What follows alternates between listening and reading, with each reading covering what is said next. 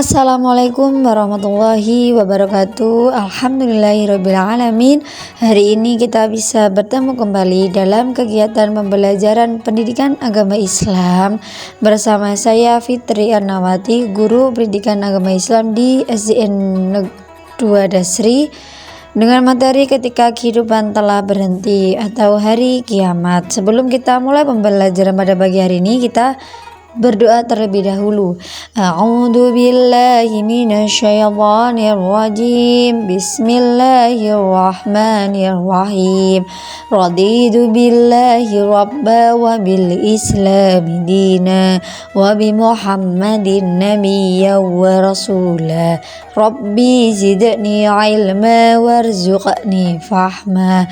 Amin ya rabbal alamin. Tujuan pembelajaran pada pagi hari ini adalah yang pertama menjelaskan makna beriman pada hari akhir, yang kedua menjelaskan jenis dan juga tanda-tanda dari hari akhir, yang ketiga menceritakan kejadian di hari akhir, yang keempat menjelaskan hikmah yang kita peroleh dari beriman pada hari akhir. Ketika manusia meninggal dunia, maka mayatnya akan dikubur di dalam tanah. Apapun yang ia punya itu tidak akan dibawa di alam barzah atau dikuburnya. Maka orang tersebut itu hanya membawa amal perbuatannya untuk dipertimbangkan di akhirat kelak. Jadi ketika kita dikuburkan itu disebut di alam barzah.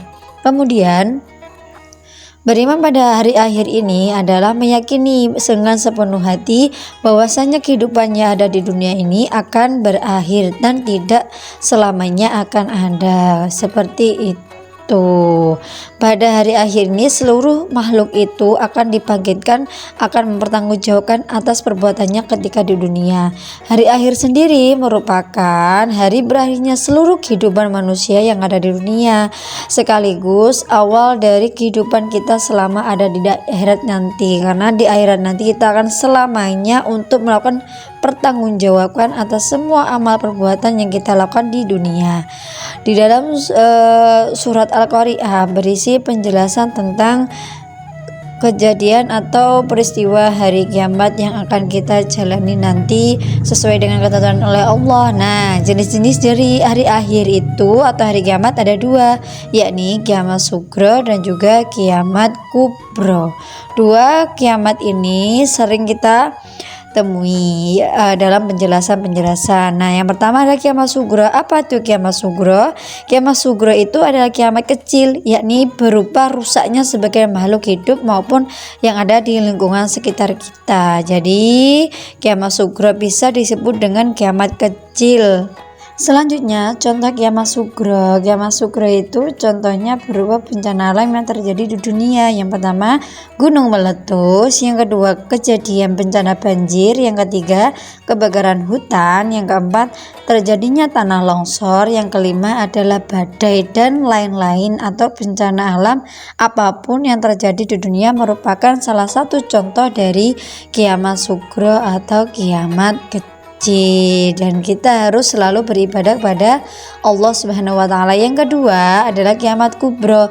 Apa itu kiamat kubro? Kiamat kubro adalah kiamat yang sebenarnya seluruh alam itu akan hancur, tidak ada tersisa satupun yang bertahan di dunia, yakni kecuali Allah Subhanahu wa taala, Tuhan yang menciptakan seluruh alam semesta. Seperti itu. Yang selanjutnya, tanda-tanda kecil yang menunjukkan datangnya hari kiamat. Yang pertama, munculnya berbagai fitnah. Yang kedua, banyaknya kemunculan dari nabi palsu. Yang ketiga, banyak kebohongan dan juga kesaksian yang palsu atau suka berkata yang tidak sebenarnya. Yang keempat, perbuatan riba itu akan banyak sekali terjadi. Yang kelima adalah anak yang durhaka kepada orang tuanya. Dan 5 itu merupakan tanda kecil dari hari kiamat. Yang selanjutnya, tanda besar yang menunjukkan datangnya hari kiamat. Yang pertama, matahari akan terbit dari sebelah barat. Yang kedua, Dajjal akan muncul. Yang ketiga, turunnya dari Nabi Isa. Nomor 4, turunnya Imam Mahdi. Yang kelima, keluarnya Ya'juj dan Ma'juj. Yang keenam, munculnya binatang melata di bumi. Dan yang ketujuh adalah terjadinya gerhana di timur, barat, dan juga jazirah Arab. Yang selanjutnya, perjalanan menuju hari akhir ini harus melewati dua alam, yakni alam dunia yang sudah kita lewati hari ini. Yang selanjutnya adalah alam kubur, ketika kita sebagai manusia masuk ke alam kubur, di mana kita tuh menghadapi pertanyaan dari dua malaikat, yakni malaikat mungkar dan juga nakir. Ketika kita baik amalnya, kita akan masuk surga, dan ketika kita amalnya buruk, akan kita dimasukkan ke dalam lubang api neraka. Berikut beberapa tahapan di alam akhirat. Yang pertama adalah yaumul ba'ats, hari kebangkitan, yakni kita itu akan dibangkitkan di alam kubur setelah kiamat, itu mulai kehidupan di akhirat. Yang kedua, yaumul mahsyar, setelah kita dibangkitkan dari alam kubur, kita akan dikumpulkan di padang mahsyar untuk menunggu pengadilan dari Allah Subhanahu wa taala atas perbuatan yang telah kita lakukan selama ada di dunia. Yang selanjutnya nomor 3 adalah yaumul hisab. Apa itu yaumul hisab? Yaumul hisab itu adalah amal perbuatan kita akan dihisab dan kita pertanggungjawabkan di akhirat kelak dan diperiksa oleh Allah. Yang keempat adalah yaumul mizan. Yaumul mizan itu adalah amal kita akan ditimbang. Ketika kita baik akan masuk surga, ketika kita amal buruknya semakin banyak kita masuk ke dalam neraka. Yang terakhir yaumul jaza, yaitu hari pembalasan. Selanjutnya hikmah yang kita peroleh dari beriman kepada hari akhir. Yang pertama adalah memotivasi manusia untuk selalu taat dan juga ikhlas dalam menjalankan segala apapun perintah dari Allah. Yang kedua, manusia akan lebih berhati-hati dalam melakukan sesuatu perbuatan. Yang ketiga, akan memperbanyak amal ibadah. Yang keempat, berusaha menjadi lebih baik dan tetap istiqomah dalam melakukan kebaikan. Yang terakhir adalah menunjukkan perilaku yang terpuji atau baik dalam kehidupan sehari-hari.